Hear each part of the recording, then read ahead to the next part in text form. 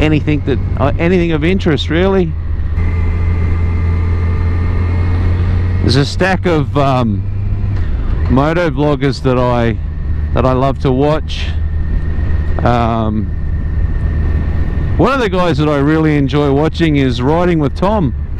He's a fellow Aussie, young fella. He's always zooming around on his bike, having an adventure. He's good fun to watch. If you guys are familiar with Riding with Tom, he did a I think it was a 5-video series on when him and his mates went on the Spirit of Tasmania over to Tasmania, and they rode around for a few days and hung around and went out and had a few beers and went out and rode some pretty beautiful roads and stuff. That was good. If you want to check out that, just check out Riding with Tom.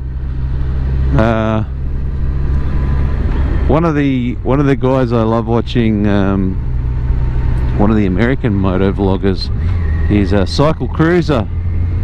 He's funny. He's the funniest guy. He's got so much energy, and he's just in your face telling you all this stuff. And as much as he's a larrikin, he's a pretty switched on fella. You know, he knows what he's talking about, and I really enjoy watching his videos. He's got stacks of videos.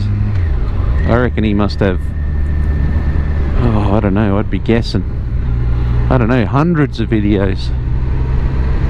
So yeah, that's two of the many moto vloggers that I like to watch. no2, that's another one. He's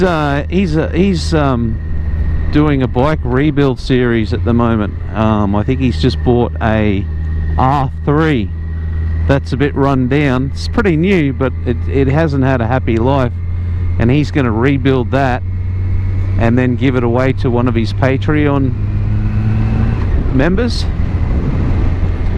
So yeah, no2, Walterific. Oh man, I can't think of any more at the moment. Having too much fun doing this ride. Yeah, so they're a couple of the guys you can have a look at on YouTube if you're right into the moto vlogging scene.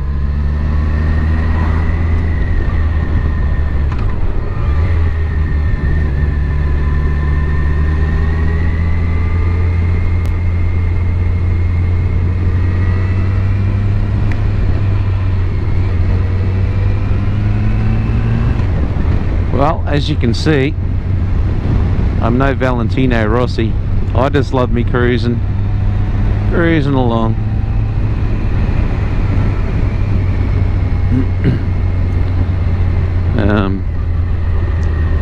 Yeah, I've never really had a sports bike. Yeah, aside from the ZZR 1100, I had a GSX F 750F.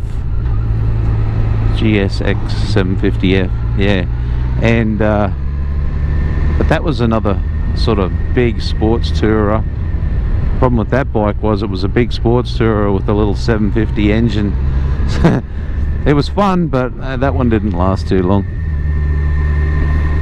Had a Peugeot Jet Force scooter for a little while. That was fun. That was a lot of fun. A lot of people say, oh no, scooter.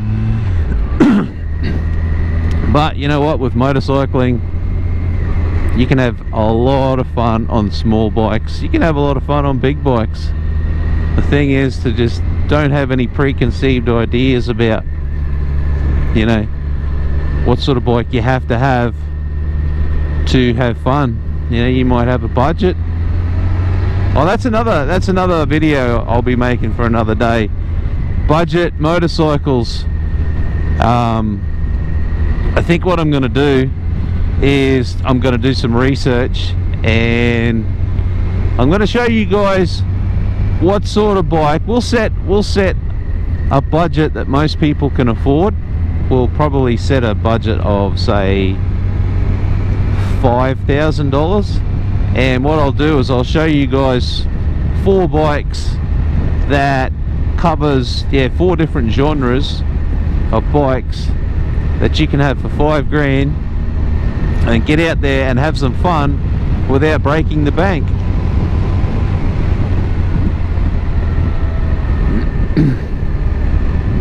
Because as far as biking is concerned, we live in a bit of a golden age. You know, there's 10-year-old bikes out there which are 2007, which are just amazing bikes. A 2007 R1, which you can pick up for, I don't know, 6 grand, 7 grand, will just be the most amazing, scary, psycho bike you've ever ridden for not a lot of money. There's also a lot of Japanese cruiser bikes. One Japanese cruiser bike that I really want to try is the M109 Suzuki, I think Suzuki Boulevard. 1.8 litre fuel injected V-twin, more torque than a busload of grannies. Beautiful bike to look at, and because it doesn't have the HD badge on it, very affordable. Get one that's, pick one of those up that's 7 or 8 years old, and this big, beautiful, powerful bike you can have for, I don't know, 8 or 9 grand. So yeah, anyway, this video, ooh, look out for the gravel. This video is getting a bit long, so